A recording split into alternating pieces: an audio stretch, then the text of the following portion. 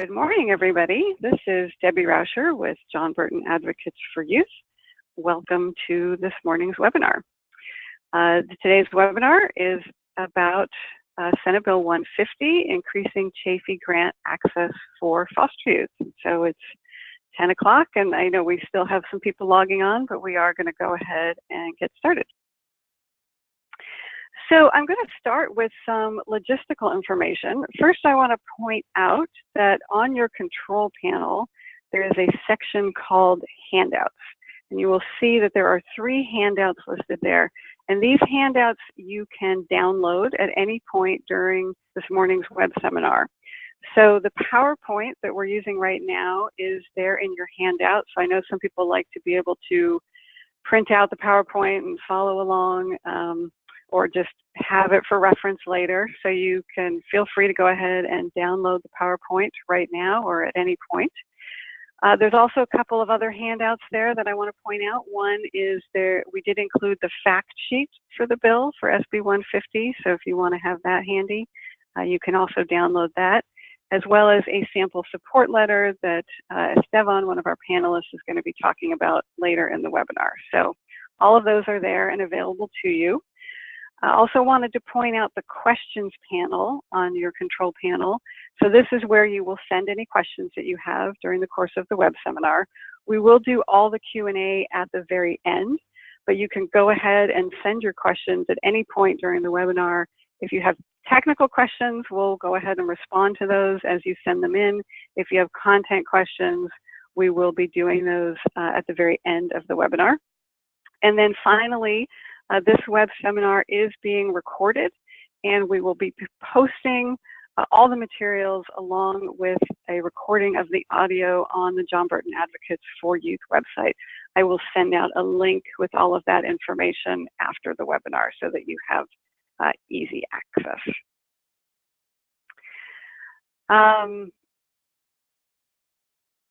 So what are we going to be talking about today? So we're going to start with an overview of the experiences and challenges to academic success that foster youth face, followed by an overview of what exactly this Chafee Education and Training Voucher is.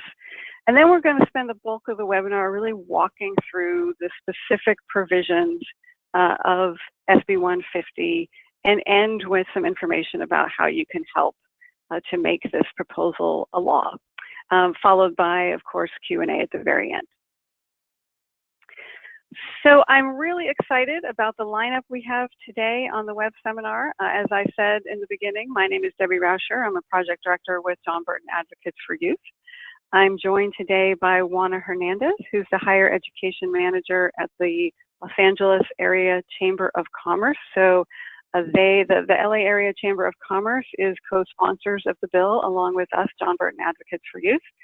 We're also joined by Xavier Mountain, who is a youth advocate with JBAY, and Esteban Ginsberg, who is a legislative aide with the Office of Senator Jim Bell. So I'm really excited for all of our panelists to be here to share with you today. So I'm going to jump in and start with a little bit of background information about the foster care system. So children between the ages of 0 and 17 enter foster care due to abuse and or neglect in the home. Currently in California, there's about 66,000 children or youth that are currently in the foster care system between the ages of 0 and 21. And about 30,000 current and former foster youth are enrolled in college. So this includes enrollment at community colleges, as well as 4 universities, Cal State universities, and UC universities. So a significant number of our foster youth are managing to go on and enroll in some form of post-secondary education, which is great news. The experiences that foster youth face, typically abuse and or neglect in the home, that ends up in their removal from the home. Removal from the home is often a very traumatic experience. It can involve separation from siblings, from pets, from other family members. Unfortunately, foster youth do still tend to experience a lot of instability and can be moved around to different placements, including frequent changes in school. Foster youth are much more likely than other students who have not been in the foster care system to be changing schools during the course of the school year. All of this results in challenges to academic success. So we know that about 1/3 of students in foster care change schools at least once during the school year. That's 4 times the rate of other students. Over 1 in 5 youth in foster care has a disability, which is almost 3 times the rate of the general population. There's also significantly higher rates of chronic absenteeism. About 1 in 4 foster youth in California are chronically absent. That's significantly higher than the rate for the general student population, which is about 1 in 10. And over half of California's foster youth attend poor quality high schools, and that is as compared to 1/3 of the general student population. So as a result of all of these factors, we do very unfortunately see pretty significant academic delays among the foster youth population. So you can see from the chart there on the screen that foster youth are much more likely than the general population, actually twice as likely to fall into the categories of far below basic or below basic on California standardized tests. The one showing on the screen is for English language arts. The numbers are very similar for mathematics as well. And you can see that even when compared to economically disadvantaged students, foster youth still tend to perform even more poorly than other students who have disadvantages. So what about post-secondary education? So there's good news and there's bad news. The good news is that we are, as a state, doing a better job of ensuring that foster youth are enrolling in some form of post-secondary education. And I will say that when we talk about post-secondary education, we're not talking just about a 4-year bachelor's degree path. This can be an associate degree, it can be a career and technical education path, getting some sort of vocational certificate. So there's a lot of different ways that foster youth can enter into post-secondary education. And really, in today's economy, having access to post-secondary education is more important than ever. So the good news is that a recent study by Chapin Hall found that the fact that California extended foster care to the age of 21 has expanded college enrollment. So they found that each additional year that a young person stays in foster care expands the likelihood of college enrollment by about 10 to 11%. So that's really great news. By age 19 or 20, just over half, about 54.8% of foster youth are enrolled in college. And of those enrolled in college, almost 85% of them enroll in a 2-year community college. So the vast, vast majority are starting out at a 2-year community college. The bad news is that once enrolled, foster youth do struggle to be successful. So this is a chart that shows course completion rates, course success rates for students at community colleges. And you can see that both in basic skills courses and credit courses, foster youth are not doing as well as their peers. This then leads to challenges in persistence and retention and ultimately lower rates of graduation. So this is a study that was actually conducted in the Midwest. This isn't specific to California, but it did look at graduation rates, level of education completed for foster youth, and you can see that all of these things that I've been talking about do ultimately lead to big disparities in actual degree attainment. While 47% of young people in the general population have attained some sort of college degree by age 26, only 8% of foster youth have done so. So why does this matter? Why is this so important? Well, this chart, I think here really speaks to this question. So this graph here is showing the change in job availability over the last decade, the last 10 years, basically since the start of the Great Recession. And you can see the blue line there on the top shows the number of jobs that were created during this period that require a bachelor's degree. So you can see that there's been 8.5 million jobs that have been created that require a bachelor's degree. That green line down at the bottom shows jobs that have been created, or in this case lost, that require a high school diploma or less. So you can see that during the Great Recession, there was a huge loss, 5.6 million jobs lost, and the economy has not recovered that job, those jobs. 80,000 jobs have been recovered during the recovery, so virtually none. So this just really brings home why it's so important that these young people are getting access to post-secondary education. Some additional information about this, you can see on this chart unemployment rates based on level of education as well as weekly earnings. You can see that the more education you have, the more money you make over a person's lifetime. This can be over $1 million in income disparity. You can also see unemployment rates when the tough times hit, when we hit a recession, it is those with only a high school diploma or less that are going to end up unemployed. Those with a bachelor's degree or some college are going to have much more consistent employment over time.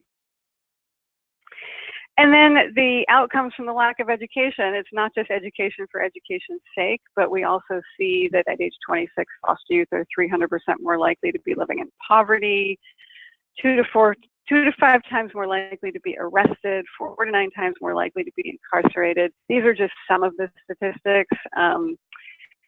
You know, this lack of educational access really has reverberations throughout these young people's lifetimes. So how do we change this? How do we ensure that more foster youth are being successful in college? There's a number of factors that go into this, of course, but one of the most significant is financial aid. And so there's been quite a bit of research looking at financial aid access and how it impacts completion rates. A recent study by TICAS here in California that looked at financial aid access found that students who had a zero expected family contribution who received between $1,000 and $2,500 had a 17% graduation or transfer rate.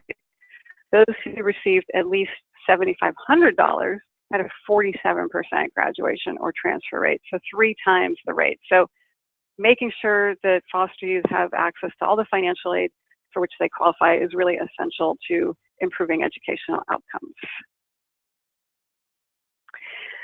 So now I'm going to give just a little bit of background about what the Chafee Education and Training Voucher is, which is what SB 150 is looking to make some changes to. So the Chafee ETV provides grants up to $5,000 for current or former foster youth. It's paid through a combination of state and federal dollars. It's available for a maximum of 5 years or up to age 26. This is actually a relatively new change that just happened last year. It used to go up to age 22, and it was just extended up to age 26. So this is the first year that these older students are having access to the program. One of the great things about the Chafee grant is that it's not limited to tuition costs. So there are other forms of financial aid that are really specific to tuition costs, whereas the Chafee grant can be used to pay tuition costs if necessary, but it can also be used for living costs like housing and food. It can be used for books. It can be used for childcare, etc. The funds are authorized through the Department of Social Services, and then they are managed by the California Student Aid Commission. And there's some challenges with how Chafee ETV is currently managed. So there's a couple of challenges that this bill is really looking at. So the first is grant disbursement delays.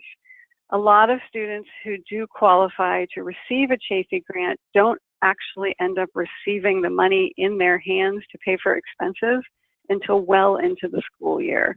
And students need the money up front. They'll need it to pay for housing costs. They'll need it to buy books. It's not as helpful when you get the money late into the school year. And so Juan is going to be talking exactly about how the bill is going to address these existing delays. The second challenge has to do with satisfactory academic progress. So a significant number of foster youth who do receive a Chafee grant, it can be anywhere between 20 and 50%, are losing access to the funding because they're not making satisfactory academic progress. And we're going to be talking as we walk through the bill about what exactly that means, what is satisfactory academic progress, or SAP, and how does that get figured out. But when they do lose it because they're not meeting this SAP criteria, it makes staying in school extremely challenging. To not have any access to financial aid and remain enrolled in school is really hard.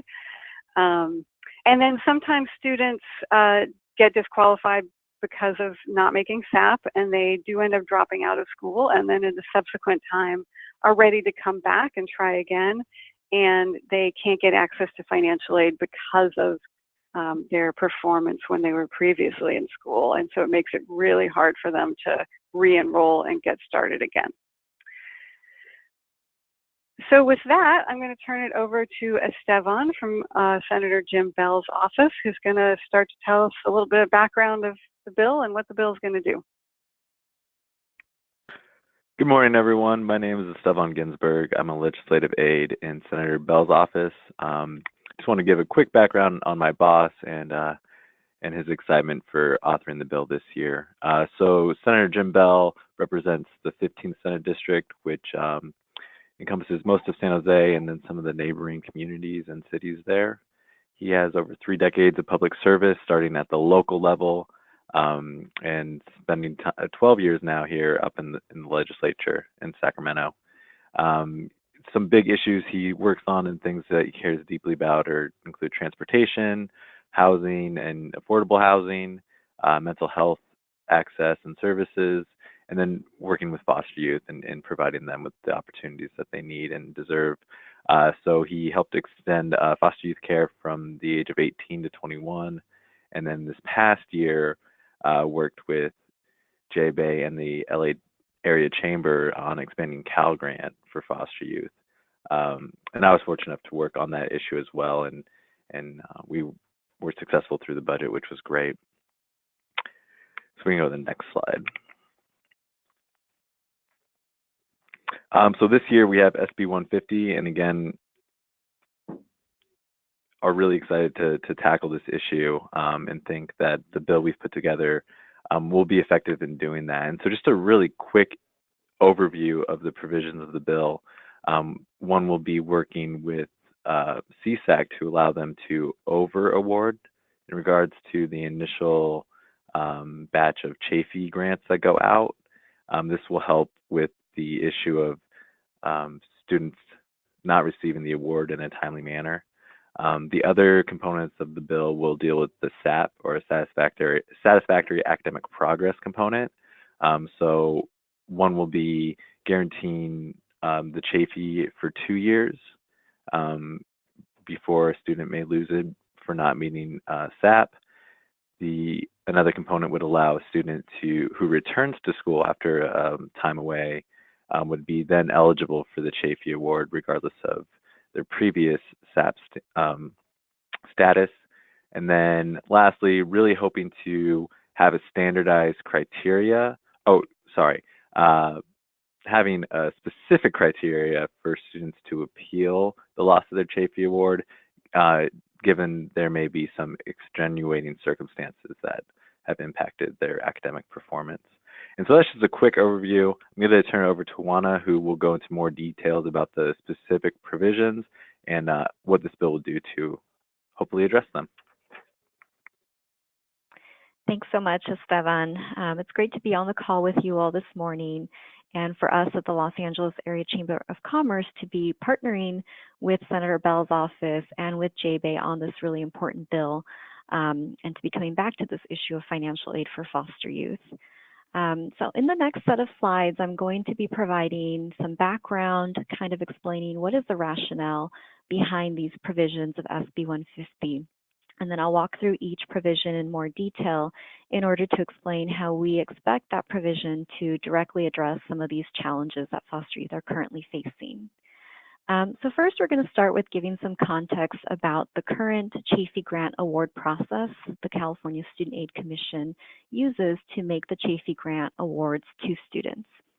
So you can kind of follow along with this graphic here on the right.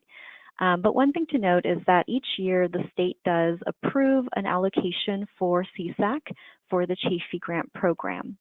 And so the Student Aid Commission will take that award allocation and divide it out into a certain number of awards and make those awards to students. What we have seen, however, in this award process is that in a given year, about half of the students who are selected for a Chafee Grant Award are actually ineligible to receive that award, most frequently because they may no longer be enrolled in school or they may no longer meet the other eligibility criteria. So for those, about half of the students who are no longer eligible, the Student Aid Commission needs to actually go and recollect those funds and then repackage them into new awards to students that have been waiting on the waiting list. So CSAC will go ahead and reissue those awards to the next group of students that are waiting. And again, we will see that there will be some students who may no longer be eligible for the award, and so the process will repeat. As that process draws on, we know that there are students who are enrolled, who are starting classes, and who are struggling to meet expenses for the term, whether that be meeting tuition costs or fronting the costs for things like textbooks or rent. So we know that some students are actually not getting their Chafee Grant Award into the school year, and in some cases, well after they will have been expected to pay for their college expenses. Next slide.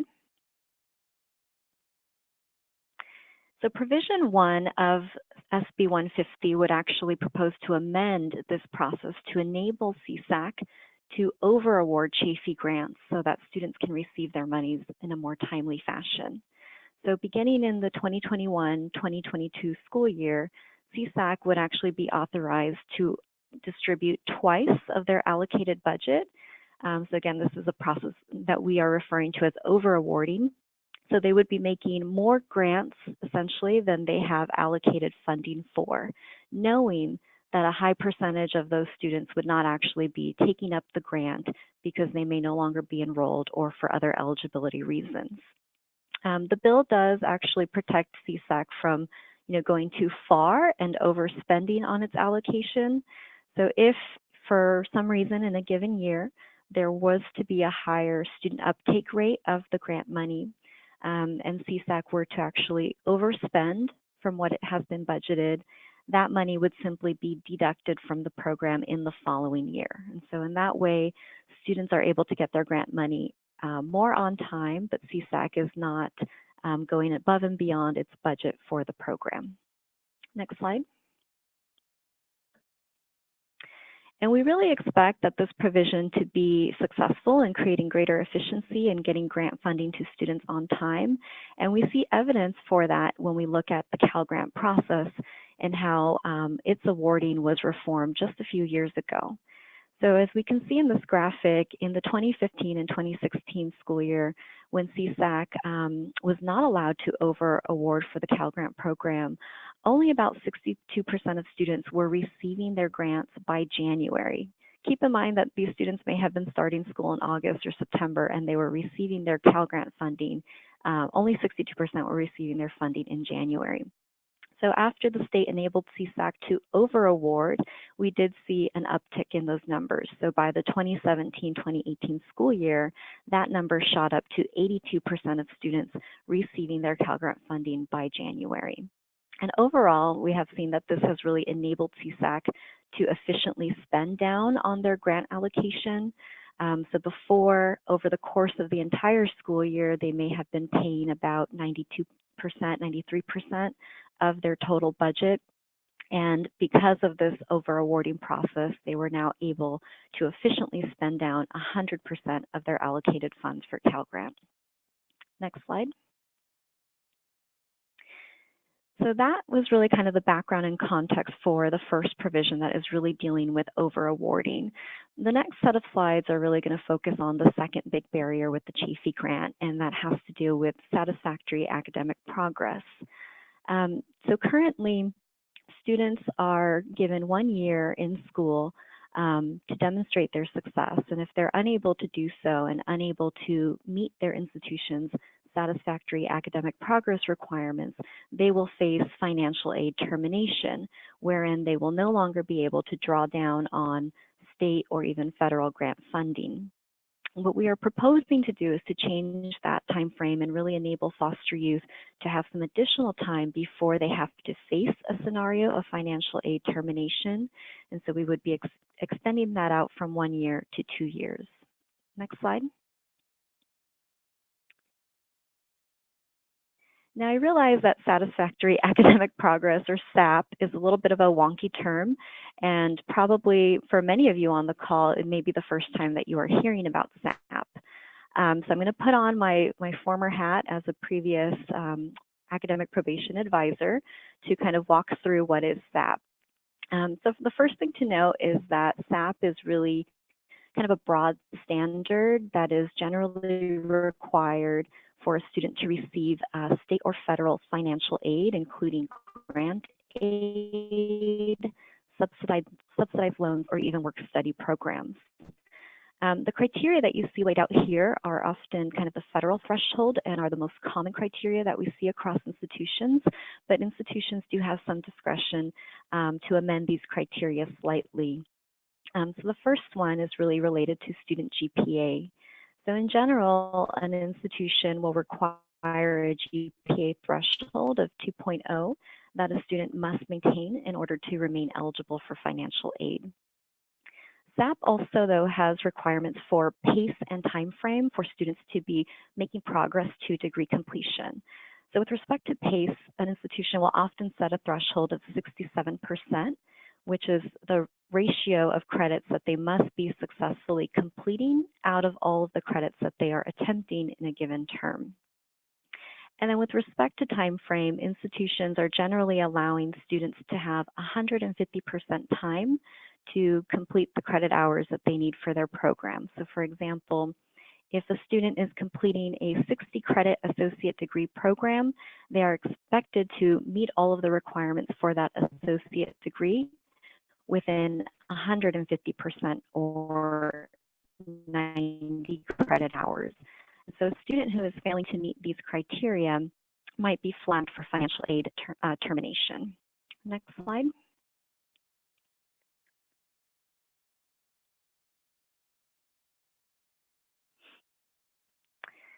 So one question that we really started with when we were looking at this is, should the CHAFE, or is the CHAFE required to be held to these federal SAP requirements? And so really the answer is no. So while federal law does require states to implement some type of academic progress requirements, it does not stipulate that it be the exact criteria that are in place for federal grant aid. And really, the state of California decided back in 2001 when they created the CHAFE grant program to apply the same federal standards. And we believe that the data, the research is abundantly clear that there are special considerations for foster youth that the state should take into account, and that this is really the perfect time to reevaluate whether those SAP criteria were in fact the most appropriate criteria to apply. Next slide. So here we're just kind of summarizing for you the differences in SAP requirements by type of grant aid. So many of us are very familiar with the federal Pell Grant. It is the largest kind of need-based grant program. So any type of federal aid like the Pell Grant is currently subject to SAP requirements per federal law. Similarly, state aid like the Cal Grant is also subject to those SAP requirements per California state law. But what we saw when looking at this issue is that the CHAFE ETV was subject to SAP because the federal government does require it, but there is currently flexibility in what standards are applied. And we know that there is already precedent in our state for applying different standards for our foster youth because we know that foster youth have different considerations. And so if we were to look at the California College Promise Grant, formerly called the California Community College Board of Governors, or BOG fee waiver, we see that the state has recognized in that particular case that foster youth maybe can or should be exempted from SAP requirements. And so for that particular grant aid, a foster youth does not have to meet SAP in order to continue receiving that type of support. Next slide.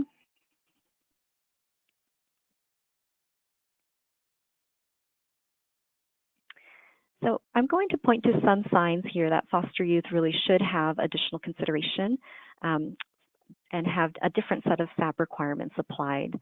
So this graphic here is really just showing that our foster youth who are enrolled across California's community college, who are Chafee grant recipients, have a lower GPA. So we see that 51% approximately are actually meeting that 2.0 GPA threshold that is frequently used for SAP requirements. And that is compared to the general population, where 67% of those students are able to meet that 2.0 GPA threshold. Next slide. And this is something that, again, we know is acutely facing foster youth, that they are, because they're not able to meet those SAP requirements, that they are losing their financial aid. So the data here is actually drawn from a recent study, a July 2018 survey of foster youth who were residing within 2 of the state's transitional housing programs. And the survey found that for those youth, about 1 in 5 or 20% had lost their financial aid due to failure to meet SAP. Next slide. And so while that data was from just a pretty narrow study of 2 housing programs, we did look at CSAC data on this to try to better understand why students were losing their Chafee grants. And while you'll see here highlighted in red, a similar proportion of foster youth were losing their grants because they were not meeting SAP. So again, here in the CSAC data, we saw 20%. We actually think that this number may be much higher. And the reason for that is that youth may be losing their Chafee grant because of a variety of reasons or a combination of factors. So yes, 20% may have reported that they lost it because of not meeting SAP. But if you look just above, you'll see that another 71% of students reported that they were no longer enrolled. And we know that if a student is not meeting SAP and their financial aid is terminated, they're going to be very likely to not be able to enroll. So we do think that this number, the true number of students who receive their Chafee grant, is actually higher than 20%. And so why are foster youth not meeting their SAP? I know Debbie touched on some of these, so I'll go kind of quickly here, but we know that foster youth who are enrolled in college may need a little bit more time to develop their academic and study skills and get used to the structure of college and the pace of college courses. But we also know that beyond that, there is a lot of confusion about SAP requirements on college campuses, and this is true for the general student population, and it is certainly true for foster youth. We see that foster youth may have a lack of knowledge or awareness about university academic policies, such as add-drop deadlines for courses, and they may be less likely to be connected to an adult support or a support program or office on campus that can appropriately guide them through these confusing policies and procedures. And then, of course, very relevant, a lot of our foster youth are experiencing short-term crises that can negatively impact their academic performance, such as job loss or experiencing homelessness. Next slide.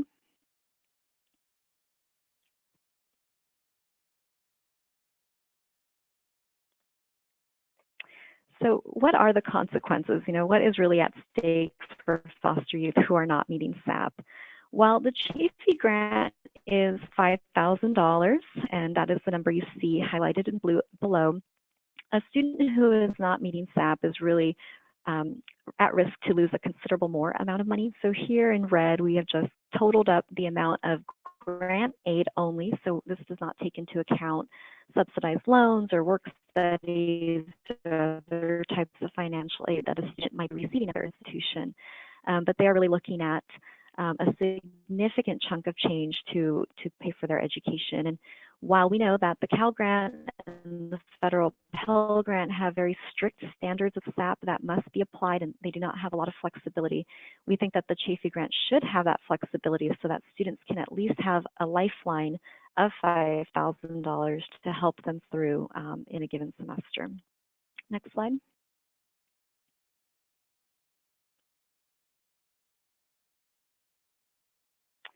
So that brings us to Provision 3. So we talked a little bit about what SAP is and how a student might lose their eligibility. Once a student does have their financial aid terminated because of SAP and they want to return to school, they generally face, under the current process, a period where, you can think of it as a period of suspension where they are allowed to enroll, but in that one term, they are not able to receive financial aid and they must actually demonstrate progress.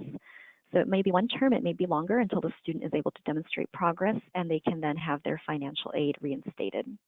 And what provision 3 of SB 150 is calling for is to actually reinstate that financial aid eligibility for Chafee grant upon return. So eliminate that term where a student must be demonstrating progress before they can get their grant money. Next slide.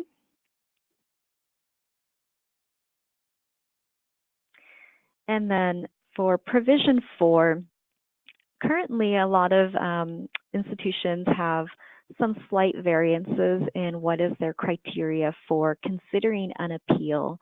So if a student loses financial aid, any type of financial aid, a university, a college is expected to have an appeal process. But that appeal process can really look very differently depending on the institution. So provision 4 really is going to require all institutions in the state to specify in writing what are the criteria for foster youth to appeal the loss of their Chafee grant.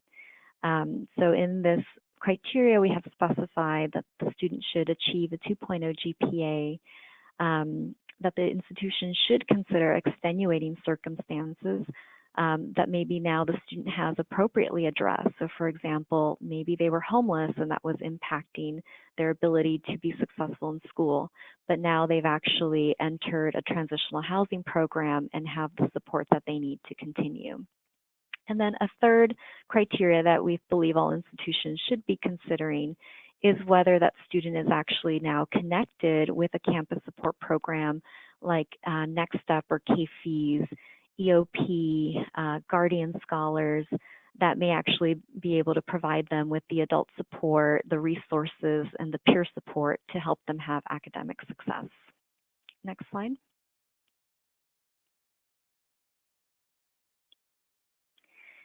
So to summarize, we really think that these provisions of SB 150 are going to go a long way to create statewide consistency across institutions to really establish more clear minimum standards for foster youth to receive their Chafee grant. And that through that process, students are going to have greater economic security as they're able to draw down on financial aid to stay enrolled in college. And ultimately, by enabling them to stay enrolled in college, they will be more likely to graduate and shorten their time to degree completion. Next slide.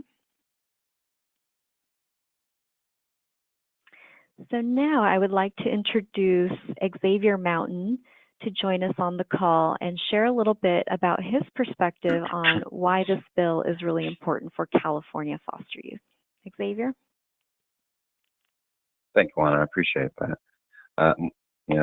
My name is Xavier Mountain. I'm currently a graduate student at USC. I'm getting my master's in social work. And I was in foster care between the ages of 15 to 18. And during that time, I went through 5 different placements, 5 different high schools, and 5 different placements within a 6-month period. It was pretty hard to keep up academically. And so when I aged out of foster care, I didn't really have the adult support to navigate financially throughout college. I was going through it for a while and trying to make ends meet and survive out in the world. So when I went to college, the first 2 semesters were rough, and ultimately I lost aid because I did not meet SAP. And so I lost Cal Grant, I lost my Pell Grant, and I lost my Chafee grant. When I lost my financial aid, that didn't just mean I lost my financial aid. That also meant that I lost my ability to continue my education because I couldn't afford to continue with the classes and balance life at the same time. It just wasn't possible. After a few years, I was able to save up some money and I was able to go back to school. But I had to go through a process. I had to reapply and I had to show my academic progress. before I can get any of my financial aid back. That process, that whole process, took about 8 months.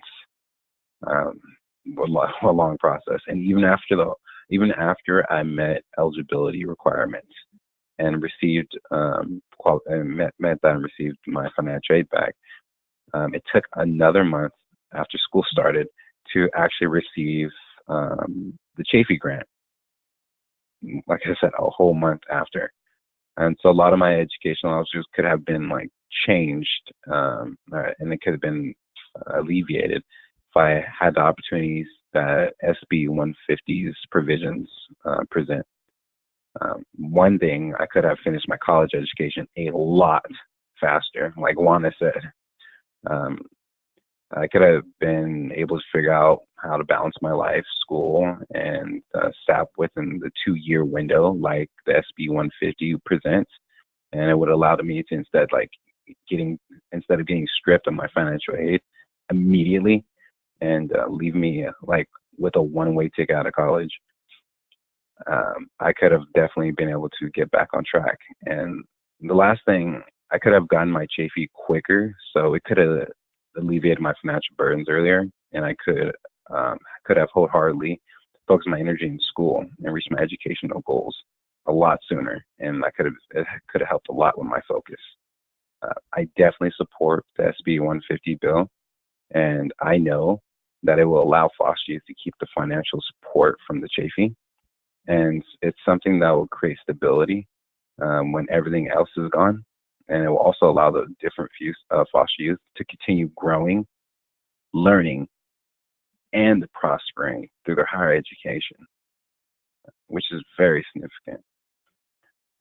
So thank you. And now I will turn it over to Esteban.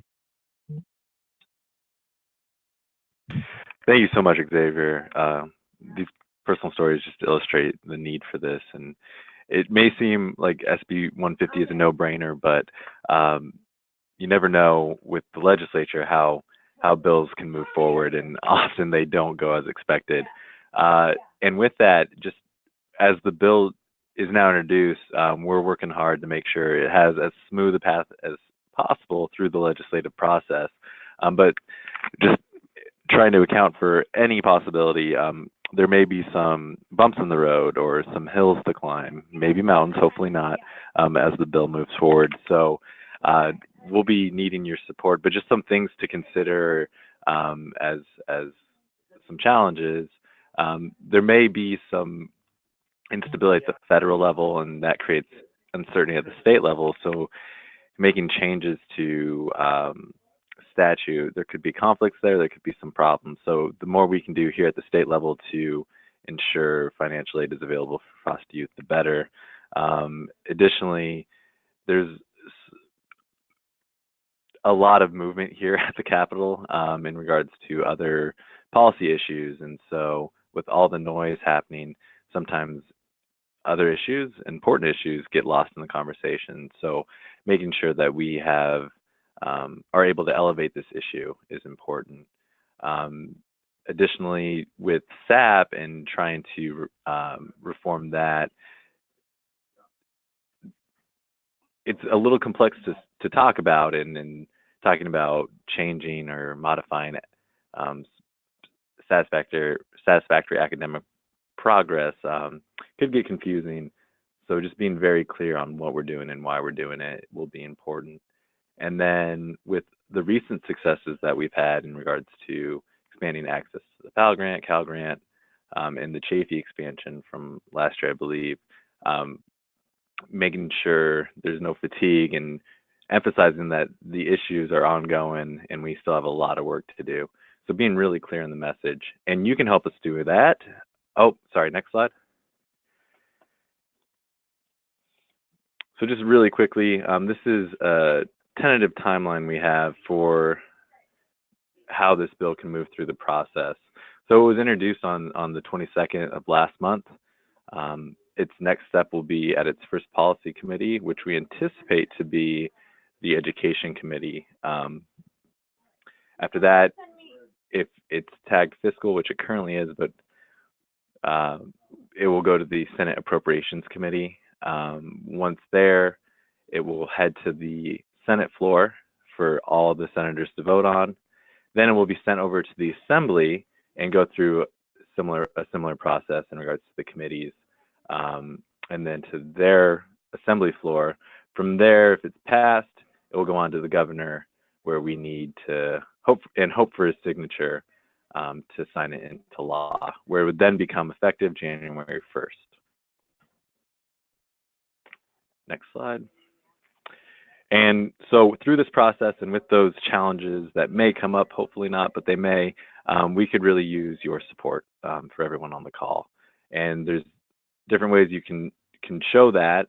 One, and a very significant factor, is sending in support letters. So if you represent an organization, if you're just an individual who cares about this issue, sending in letters of support show just the need for it, the want for policy change. And so we have, as Debbie mentioned, a sample support letter in the handout. So you can download that, use it how you see fit, add in your own personal testimony or personal thoughts to it, and send that to the email listed on the letter. And we'll use these letters to show just the coalition behind it and the need for the bill. So in addition to that, if you're able and have the means, coming to testify in policy committees is another way to show the support for the bill. And so we, again, anticipate this bill going through the Senate Education Committee first. And once we have a specific hearing date, we'll be sharing that. And if you are able to come up to Sacramento and lend your support by stating your support in the public committee, that's another factor that is really helpful. In addition to that, outside the policy committee, just meeting with your legislator in the district that you live in, or again, up here in Sacramento. So meeting with their staff or the member themselves and advocating for the bill is another way to elevate the issue and address any questions or concerns they may have before it gets to a vote. And then another thing that we're hoping for in regards to support is encouraging foster youth, current and former, to send in their letters of support and providing their own testimony, as Xavier did so powerfully just a few minutes ago. These personal stories and why it's important go a long way in illustrating the need and really making it clear why this bill is so important. And then just our focus right now is on this bill, but there's so many other issues that affect foster youth. And so just stay tuned for more work and more efforts over the spring and summer. And with that, I'll turn it back over to Debbie, who will go over some questions and comments. Great. Thank you, Esteban, and thank you, Juana and Xavier as well, for the great information. If you do have questions, you can go ahead and send them in now through the question panel on the control panel. We do have a few questions that have come in. So one question is about the 5-year maximum on the Chafee grant. And I'm going to go ahead and take this question, and whether there would be any opportunity to extend the length of time somebody can get a Chafee grant. So that is actually governed by federal law. Federal law puts this 5-year limit on receiving the Chafee grant. So unfortunately, it's not something that we have the capacity to change at the state level. So we couldn't do something like that through the kind of bill that we're able to do with this around the SAP provision. Another question that came in, Juana, I'm going to direct this one to you. I think, you know, the over-awarding provision can be a little complicated to sort of understand. And we did get a question, Juana, when you were showing the example from the Cal grant and how that has worked and how over-awarding has speeded up the distribution. Somebody wanted to know, why can't financial aid be dispersed in time for the beginning of the academic year instead of January? And so I think there was maybe a little confusion about what information that slide was actually trying to convey. Can you sort of describe that piece again, Juana? Sure, yes, happy to. So generally, the students will be applying for financial aid well before the school year begins. That information will be received by the California Student Aid Commission.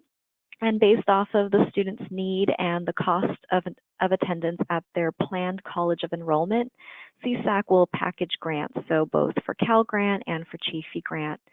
Generally, state financial aid is awarded to the institution directly, and then any money that is left after the institution has paid for the cost of tuition and fees goes to the student in hand. So that is a process in general. And depending on changes that may happen, so for example, if the student says that they're going to enroll at Cal State LA and they end up changing their enrollment plans and they enroll instead at East LA College, that information may take some time to reach CSAC. Sometimes a student may not enroll at all. And so in the time that it takes CSAC to communicate with the institution, that is just time that's ticking on the clock. When a student is no longer eligible for an award, perhaps because they are not enrolled, that is just time that it takes CSAC to get back the funds to then repackage that money for another eligible student who is waiting, who's on standby. And for those reasons, students may not be receiving their aid when the school year begins. So the statistics I was referencing was just the number of students who have received their grant aid by January. There are many students who are receiving that definitely on time by the time the school year begins, but again, not everyone is. And so the over-awarding provision is just trying to address that and create greater efficiencies in the process. Great, thank you. There's another question that came in about the over-awarding that I'm going to go ahead and take.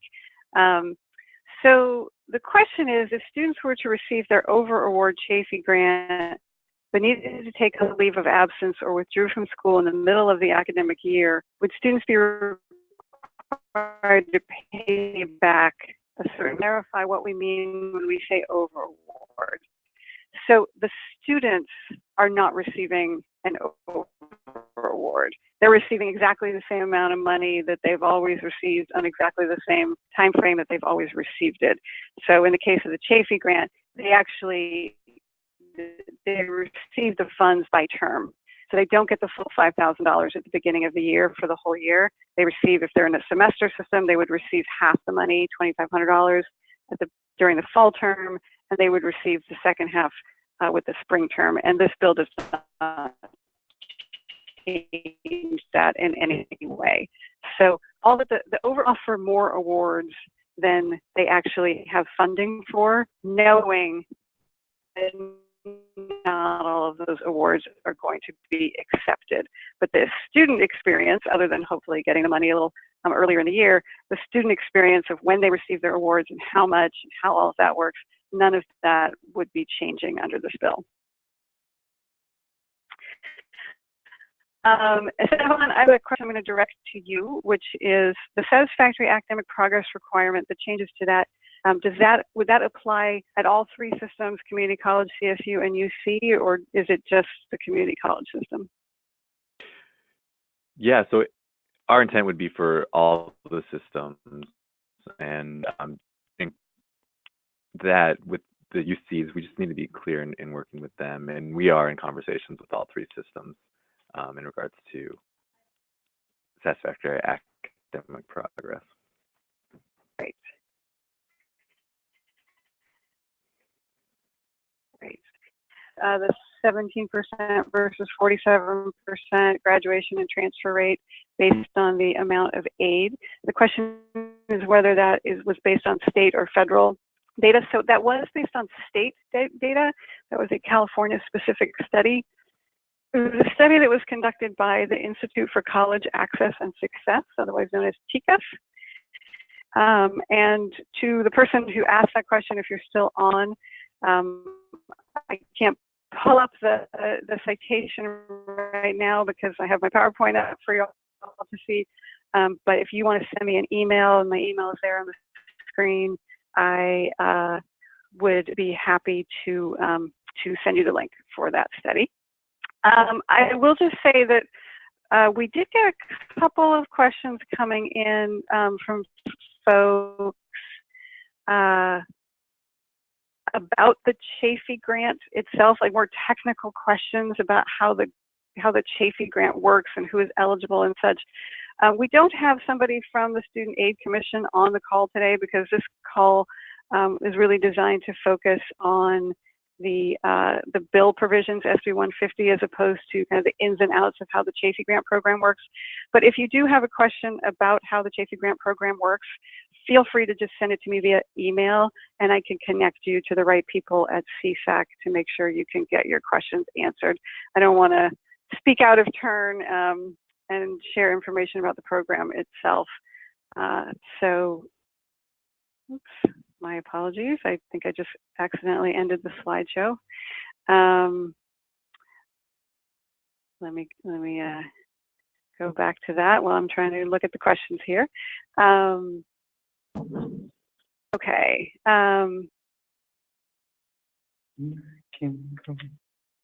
So I'm looking at a couple of other questions.